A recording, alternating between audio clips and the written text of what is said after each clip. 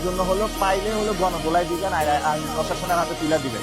নাসিরউদ্দিন পাটোয়ারি ওই কথাটা বলেছেন আরিয়াস ফাহিমকে। আমি আন্দোলনের সময় শিক্ষার্থীদের পাশে ছিলাম না। আরিয়াস ফাহিমের 2024 জুলাই গণ অভ্যুত্থানের সময় পুরোপুরি কিন্তু ছাত্রদের বিপক্ষে অবস্থান নিয়েছিলেন। আর যখন ছাত্রদের বিপক্ষে অবস্থান নিয়েছিলেন তখন কিন্তু সে ছাত্রদের তোপের মুখে পড়েছিল। যখন ছাত্রদের তোপের মুখে পড়েছিল তখন কিন্তু সে বাধ্য হয়ে দেশ থেকে পালিয়ে গিয়েছিল অন্য দেশে। অন্য দেশে দীর্ঘদিন পর্যন্ত বসবাস করে এখন আবার সে দেশে আসছে, যার কারণে কিন্তু নাসিরউদ্দিন পাটোয়ারি এই কথাগুলো বলছে। এই জন্য হলো পাইলে হলো গণদোলাই দিবেন আর আইন প্রশাসনের হাতে তুলে দিবেন। হ্যাঁ, তাকে যেই জায়গাতে পাওয়া যাবে ওই জায়গাতে কি করতে হবে, গণদোলাই দিতে হবে। আর গণদোলার পরে তাকে কি করতে হবে, প্রশাসনের কাছে হস্তক্ষেপ করতে হবে যে আমি আন্দোলনের সময় শিক্ষার্থীদের পাশে ছিলাম না। কারণ আরিয়াস ফাহিম গণ অভ্যুত্থানের সময় কিন্তু সে পুরোপুরি ছাত্রদের বিপক্ষে গিয়ে স্বৈরাচারের পক্ষে অবস্থান নিয়েছিল। আর যখন স্বৈরাচারের পক্ষে অবস্থান নেয় তাহলে তো বুঝতে হবে এ হচ্ছে দেশদ্রোহী। আর একটা দেশদ্রোহী যখন আবারও দেশের মধ্যে আসে তাহলে তো অবশ্যই তাকে আইনের মাধ্যমে শাস্তি দেওয়া দরকার। নিঃসন্দেহে তুই ঠিক কথা বলেছিস। ইন্টার পাস যদি প্রধানমন্ত্রী হয় তাহলে অষ্টম পাস মেয়র হতে সমস্যা কোথায়? বাইরে ভাই নাসিরউদ্দিন পাটোয়ারি একটা জিনিস। কোন একজন সাংবাদিক নাসিরউদ্দিন পাটোয়ারিকে জিজ্ঞেস করছিল মেয়র পদে যদি অষ্টম শ্রেণী পাস হয় তাহলে কোনো ধরনের কোনো সমস্যা আছে নাকি। নাসিরউদ্দিন পাটোয়ারি বলতেছে আরে ভাই এটা কোনো ধরনের কোনো সমস্যা না। এই দেশের সরকার যদি মেট্রিক পাস হয় ওই দেশের মেয়র যদি 8 পাস হয় তাহলে কি ধরনের কোনো সমস্যা আছে। আসেন যে পরবর্তীতে কি বলে একটু শুনে আসি। বুঝে না যে বিমরুলের চাকরিগুলো কোথা দিতেছে। মুজুরিরা যদি একসাথে নামে ববি হাজ্জাজরে পাওয়াই যাবে না। চাইল কম এখনো তো চিনে নাই ববি হাজ্জাজ। এমনি বুট চুরি করে পাস করছে আবার মামলা দিতে যায়। চোরে বলে যে চুরি অন্যরা চোরের মায়ের বড় গলা। নাসিরউদ্দিন পাটোয়ারি ঠিকই এই জিনিসটা বুঝতে পেরেছে। হুজুররা যদি একসাথে নেমে যায় মাঠের মধ্যে তাহলে ববি হাজ্জাজকে কোনোভাবে খুঁজে পাওয়া যাবে না। নাসিরউদ্দিন পাটোয়ারিকে জিজ্ঞেস করেছিল ববি হাজ্জাজ যদি মামুন হক সাহেবের নামে মামলা করবে তাহলে কি করা যায়। এই কারণে কিন্তু নাসিরউদ্দিন পাটোয়ারি বলতেছে হুজুররা যদি রাস্তার মধ্যে একসাথে নেমে যায় তাহলে কিন্তু ববি হাজ্জাজ না আরো অন্য কাউকে খুঁজে পাওয়া যাবে না। এর পরবর্তীতে কি বলে একটু শুনে আসি। ভোট তো মানুষ দেয়, ভোট তো চুরি করে নিয়ে যায়। এখন আমার তো দুর্নীতির টাকা নাই, সন্ত্রাসী চাঁদাবাজির টাকা নাই, তাহলে বুদ্ধি দেন আমি কি করব? আপনারা একটা বুদ্ধি দেন আমাকে। এখন মানে ইলেকশনে কিন্তু টাকার প্রয়োজন হয় অনেক।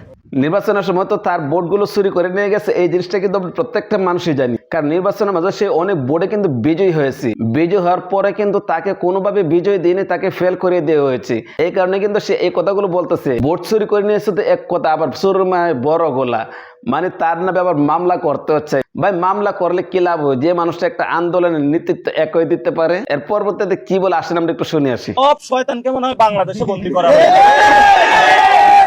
লেবুর দাম দিয়ে নাকি সোনার দামে লেবুর দাম একই। তো একটা খাদ্য যদি বাজে অবস্থা হয়, কৃষি ব্যবস্থা যদি এত বাজে অবস্থা হয় তাহলে বাংলাদেশে আমরা কিভাবে বসবাস করব ভবিষ্যতে? সেই জায়গাটা থেকে বলবো যে আপনারা দ্রব্যমূল্য যেটা রমজানে হলো বিশ্বে আল্লাহ তাআলা সবকিছু শয়তানকে বন্দী করে। আমরা বুঝি না সব শয়তানকে মনে হয় বাংলাদেশে বন্দী করা হয়। সব শয়তান রোজা আসলে হলে দ্রব্যমূল্যের দাম কমে মানুষ ভালো থাকার জন্য। আর এখানে দেখি উল্টা সব দাম বাড়া যায়। এখন এখানে দেখি সব বিশ্বের শয়তানগুলা সচিবালয়ে ভর করেছে। এই জন্য এটা শয়তানি বন্ধ করতে হবে। একটা সমঝোতার নামে চাঁদাবাজি করে, আরেকটা বলে ইনকিলাব নাকি দোষের। এক এক দুষ্টামি শয়তানি করতেছে। বাইরে ভাই নাসিরউদ্দিন পাটোয়ারি একটা জিনিস। নাসিরউদ্দিন পাটোয়ারি যে কেমন একটা জিনিস তাকে আমরা দেখলে বুঝতে পারি।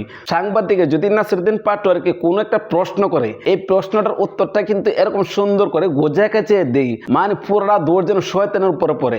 এখন ওই শয়তানগুলি কে? রমজানে হলো বিশ্বে আল্লাহ তাআলা সবকিছু শয়তানকে বন্দী করে। রমজান মাসে তো শয়তান বন্দি থাকে, কিন্তু যে মানুষগুলো শয়তান করে এরা তো হচ্ছে ভাই পাক্কা বড় শয়তান। এরপর নাসিরউদ্দিন পাটোয়ারি কি বলে আসেন একটু শুনে আসি। তারেক রহমান, ওনারা ভয় পাওয়ার কোনো কারণ নাই। উনি যেখানে মেডিকেল আছে ওইখানে মেডিকেল বানাইতে চায়। এবং বিএনপি একটা ওই যে 1 কোটি কর্মসংস্থানের কথা বলেছিল, 1 কোটি চাঁদাবাজদের কর্মসংস্থান তারা করতে চায় বাংলাদেশে। আমরা চাঁদাবাজদের কোনো কর্মসংস্থান করতে দিব না ইনশাআল্লাহ। চিন্তা করে দেখেন যে মানুষগুলো নাসিরউদ্দিন পাটোয়ারি ভোটগুলো চুরি করে নিয়ে গেছে, এই মানুষগুলো যখন সংসদে গিয়েছে, এই মানুষগুলো যখন আবার নাসিরউদ্দিন পাটোয়ারি বিষয় নিয়ে এসে বিভিন্ন ধরনের মন্তব্য করে, তখন কিন্তু নাসিরউদ্দিন পাটোয়ারি তাদেরকে খুব সুন্দর করে আস্তে করে একটা আক্কলা ভাষ দিয়ে দিই। আমি শুধু সংসদে গেলে না, ওরা ঘুমায় থাকলেও ঘুম হারাম করে দিব, জেগে থাকলে ওদের জাগনা হারাম করে দিব। কারণ নাসিরউদ্দিন পাটোয়ারি ভাই এমন একটা জিনিস, তাকে না দেখলে ভাই আপনি কোনোভাবে বুঝতে পারবেন না। নাসিরউদ্দিন পাটোয়ারি হচ্ছে ভাই এমন একটা জিনিস, যে মানুষটা একটা আন্দোলনকে নেতৃত্ব দেওয়ার মতন একাই যথেষ্ট। আর এই মানুষটাকে যখন নিয়ে আসে বিভিন্ন সময় বিভিন্ন ধরনের কথা বলে, তাহলে ভাই কোনোভাবে কি এই জিনিসগুলো মানা যায়? নাসিরউদ্দিন পাটোয়ারি কিন্তু আজকে আন্দোলন করতেছে না, নাসিরউদ্দিন পাটোয়ারি কিন্তু দীর্ঘদিন যাবত পর্যন্ত আন্দোলন করতেছে। এই জিনিসটা আমরা অনেকে জানি, অনেকে জানি না। কিন্তু নাসিরউদ্দিন পাটোয়ারিকে নিয়ে এসে যখন বিভিন্ন সময় বিভিন্ন ধরনের মন্তব্য করে, তাদেরকে একটা কথা বলি ভাই, আপনারা মন্তব্য করার আগে একটু ভেবে চিন্তা করে মন্তব্য করবেন। কারণ নাসিরউদ্দিন পাটোয়ারি একদিন এই জায়গায় আসে নাই। নাসিরউদ্দিন পাটোয়ারি কিন্তু কেরমে কেরমে আস্তে আস্তে আগুনে পুড়ে রোদ্রে যা কিছু আছে সবকিছু উপেক্ষা করে কিন্তু আজকে নাসিরউদ্দিন পাটোয়ারি এই জায়গার মধ্যে। তাহলে ভাই নাসিরউদ্দিন পাটোয়ারিকে বই দেখে লাভ কি? নাসিরউদ্দিন পাটোয়ারিকে বই দেখে কোনো ধরনের কোনো লাভ নেই।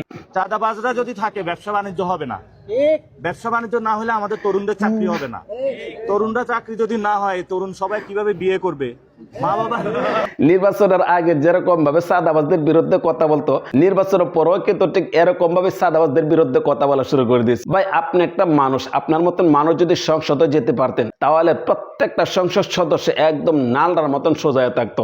একটা সংসদ সদস্য চুরি করবে তাক দূরের কথা, দুর্নীতি করার কোনো ধরনের কোনো সাহস পেল না। তো গাইস, নাসিরউদ্দিন পাটোয়ারি যে কথাগুলো বলেছেন বিভিন্ন বিষয় নিয়ে এসে আজ আপনাদের সামনে তুলে ধরলাম। এই বিষয়টা আপনারা কোন দৃষ্টিতে দেখছেন? ভিডিও কেমন হয়েছে কমেন্ট করে জানাবেন। ভালো লাগলে লাইক করবেন, পেজ থেকে দেখে থাকলে পেজটা ফলো করবেন, চ্যানেল থেকে দেখে থাকলে চ্যানেলটা সাবস্ক্রাইব করে পাশে থাকবেন। তো আজ এই পর্যন্ত রাখলাম, ভালো থাকবেন, সুস্থ থাকবেন, আসসালামু আলাইকুম।